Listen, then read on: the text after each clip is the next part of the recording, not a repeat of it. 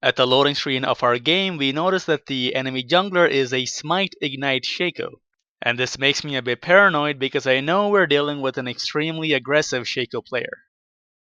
We look up our game on the op.gg website and focus on the enemy Shaco. This guy has a 61% win rate with Shaco in over 300 games, and by the stats he's rated as a highly skilled Shaco player. By comparison, our Xin Zhao is very inexperienced, and this means that there could be a significant skill gap between the junglers on both teams. I know that the enemy Shaco will be starting at his red buff and will probably try to kill our Xin Zhao at his blue. To avoid a terrible start to the game, I communicate with our jungler and tell him that the enemy Shaco is extremely good and will kill him at his blue buff if he starts at the Gromp as most junglers do on the blue side. From experience, I've learned that this is not enough, and I decide to use my trinket as an added bonus to give our jungler vision of the enemy Shaco when he comes into our jungle.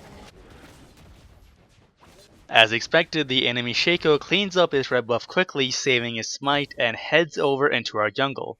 It looks like our Xin Zhao was planning on doing his wolf camp, but changes his mind and decides to head towards the top side of his jungle when our trinket reveals the enemy Shaco coming in to invade.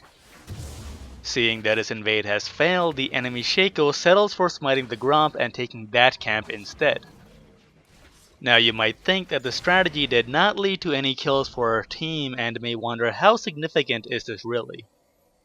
The Shaco turned out to be much better than I had expected, and despite failing his invade, he still ganked successfully at the 4-minute mark and played a big role in snowballing all 3 of his lanes and giving the enemy team a significant gold advantage over us.